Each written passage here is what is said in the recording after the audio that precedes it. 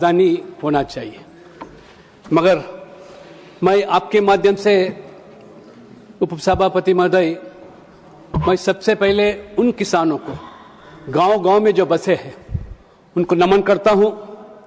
हमारे मातृमूर्ति जितने भी है लंबे काल संघर्ष किए राजधानी हासिल करने के लिए, उन्हीं सभी लोगों को भी मैं नमन करता हूं, क्योंकि उनका सपना था एक भव्य राजधानी बनाने के लिए। इसलिए मैं आपसे अनुमति लेता हूं कि मैं मेरे मातृभाषा तेलुगु में मैं कहना चाहता हूं, इसलिए कि स्वागत सिर्फ इस देश भर में नहीं, पूरा दुनिया के अंदर आज लोग देख रहे हैं कि ये अमरावती का बिल पारित हो।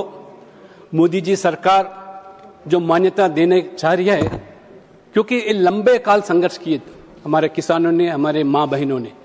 इसलिए मैं उन किसानों को मेरा संदेश पहुंचना चाहता हूं जो संघर्ष किए, जो बलिदान हुए, जो लंबे काल उस सरकार के लिए जो बार बार अमरावती के आड़े डालते थे।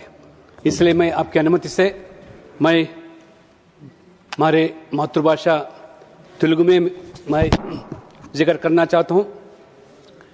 దేశ భాషలందు తెలుగు లెస్స।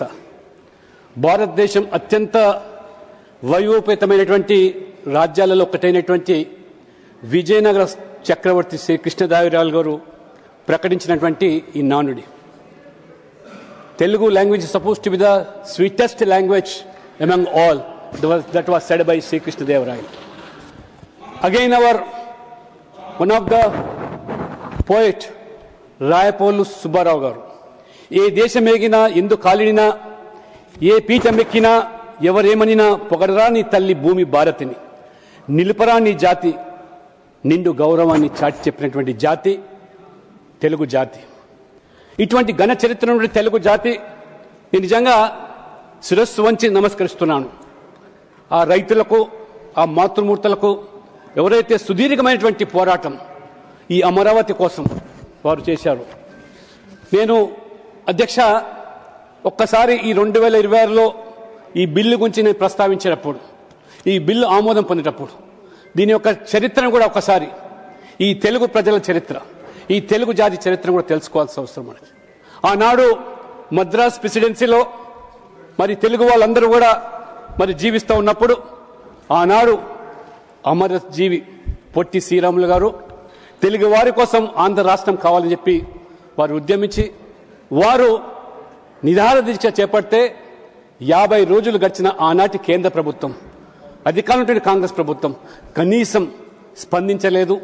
కనీసం మానవత్వం కూడా చూపకుండా చివరికి 58 రోజుల తర్వాత వారు తన ప్రాణాలు త్యాగం చేసినటువంటి వ్యక్తి అమరజీవి పొట్టి శ్రీరాములు గారు. ఆ రకంగా వారు మరణాంతరం ఆ రోజు ఆ ప్రభుత్వం స్పందించి ఆంధ్ర రాష్ట్రానికి ప్రత్యేకంగా తెలుగు వాళ్ళ కోసం ఏర్పాటు చేయడం జరిగింది.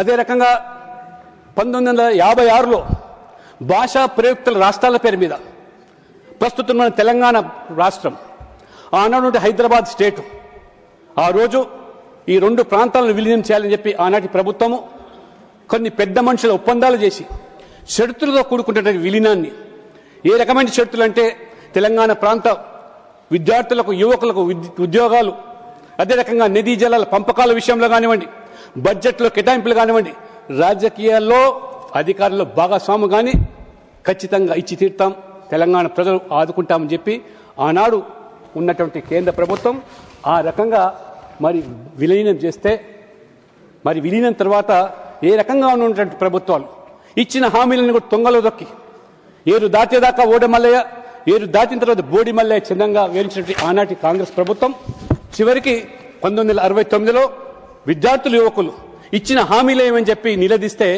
తూటాలతో కాల్చి 369ని పొట్టను పెట్టుకునే చరిత్ర ఆనాటి కాంగ్రెస్ ప్రభుత్వాన్ని. ఈ రకంగా ఈ చరిత్ర 78 నుంచి 82 వరకు ఆ రోజు ఆనాటి కాంగ్రెస్ ప్రభుత్వం ఆంధ్రప్రదేశ్ నుండి ముఖ్యమంత్రులను మన చొక్కాలు మార్చినట్టుగా సంవత్సరానికి ఒక మారుస్తూ ఉంటే 4 సంవత్సరాలు 4 ముఖ్యమంత్రులను ఆ రకంగా తెలుగు మరి ప్రజలను అవమానపరిచే విధంగా, తెలుగు జాతిని కించపరిచే విధంగా ఆ రోజు ఆ రణాల కూలిగా ఉన్నటువంటి ఆనాడు స్వర్గీయ అంజయ్య గారు ముఖ్యమంత్రి అయితే ఆ రోజు కాంగ్రెస్ పార్టీ జాతీయ జనరల్ సెక్రటరీ